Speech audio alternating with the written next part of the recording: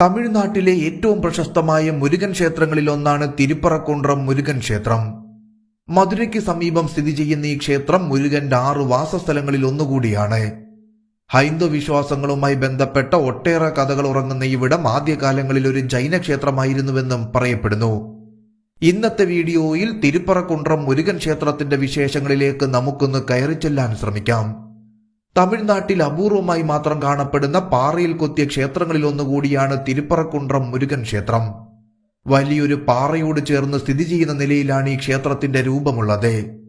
ക്ഷേത്രത്തിന്റെ ചരിത്രം തിരഞ്ഞാൽ 6-ാം നൂറ്റാണ്ടിൽ പാണ്ഡ്യരാജാക്കന്മാരാൽ നിർമ്മിക്കപ്പെട്ടതാണ് ഈ ക്ഷേത്രമെന്ന് വിശ്വസിക്കപ്പെടുന്നു. ഇതിന് കൃത്യമായ തെളിവുകളൊന്നും ലഭിച്ചിട്ടില്ലെങ്കിലും നിർമ്മാണ രീതിയും മറ്റും സൂചിപ്പിക്കുന്നത് പാണ്ഡ്യവംശത്തിന്റെ നിർമ്മാണമാണ് ഈ ക്ഷേത്രമെന്നാണ്.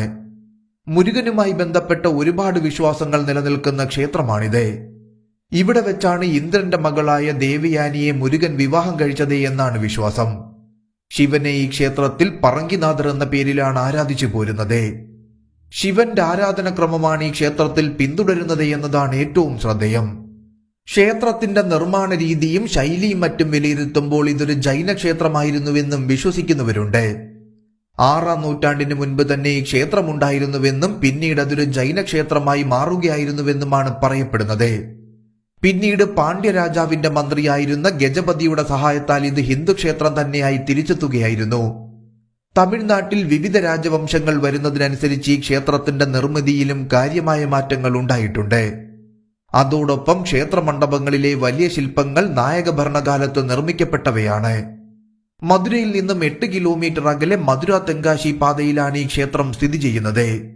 6-ാം നൂറ്റാണ്ടിലെ പാണ്ഡ്യ കാലഘട്ടത്തിലെ ശിലനിർമ്മാണ വാസ്തുവിദ്യയും 16-ാം നൂറ്റാണ്ടിലെ നായക കാലഘട്ടത്തിലെ മണ്ഡപങ്ങളിലെ ജീവനുള്ള ശില്പങ്ങളും ഉപയോഗിച്ചാണ് ക്ഷേത്രം നിർമ്മിച്ചിരിക്കുന്നത്. കലാപരമായി കൊത്തിയെടുത്ത നിരവധി തൂണുകളുള്ള ഒരു ആസ്ഥാന മണ്ഡപം പ്രവേശന കവാടത്തിൽ 180 അടി ഉയരമുള്ള 7 തട്ടുകളുള്ള രാജഗോപുരത്തിലേക്കാണ് നയിക്കുന്നത്. ക്ഷേത്രത്തിന് പുറകിലുള്ള കരിങ്കൽ കുന്നിന് 1050 അടി മുകളിൽ കാശി വിശ്വനാഥന്റെ പ്രതിഷ്ഠയും നമുക്ക് കാണാൻ സാധിക്കും. കമ്പത്തടി മണ്ഡപം, അർദ്ധമണ്ഡപം, മഹാമണ്ഡപം എന്നിങ്ങനെ ശ്രീകോവിലേക്കുള്ള 3 മണ്ഡപങ്ങൾ വ്യത്യസ്ത ഉയരങ്ങളിലാണ് സ്ഥിതി ചെയ്യുന്നത്. മുരുകൻ, ദുർഗ, ഗണപതി, ശിവൻ, വിഷ്ണു എന്നിവരുടെ സങ്കേതങ്ങൾ ഉൾക്കൊള്ളുന്ന കളങ്ങളുള്ള ആദ്യകാല പാറകളുള്ള ക്ഷേത്രമാണ് പ്രധാന ക്ഷേത്രം. ക്ഷേത്രത്തിന്റെ കഥകൾ പോലെ തന്നെ പ്രശസ്തമാണ് ഇവിടത്തെ ശ്രീകോവിലും.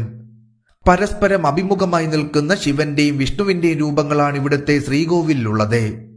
ഇന്ത്യയിൽ തന്നെ ഇത്തരത്തിലുള്ള ശ്രീകോവിലുകൾ വളരെ അപൂർവമാണ്. ഇതിനു പുറമെ ക്ഷേത്രത്തിനു പുറത്തുള്ള കുളവും പ്രശസ്തമാണ്. അവിൽ ഉപ്പും കൂട്ടി ഇതിലെ മീനുകൾക്ക് നൽകുന്നത് പ്രസിദ്ധമായ ഇവിടുത്തെ ഒരു ആചാരം കൂടിയാണ്. ഇതിന്റെ തൊട്ടടുത്തായി ഒരു വേദിക് സ്കൂൾ, കല്ലിൽ കൊത്തിയ നന്ദി, മയിൽ, ഗണേശന്റെ വാഹനമായ എലി തുടങ്ങിയവയെല്ലാം കാണാൻ സാധിക്കും. ശരവണ പൊയ്ക, ലക്ഷ്മി തീർത്ഥം, സന്യാസി കിണർ, കാശി സുനൈ, സത്യകൂപം തുടങ്ങിയ 5 പുണ്യതീർത്ഥങ്ങളും ഈ ക്ഷേത്രത്തിലുണ്ട്.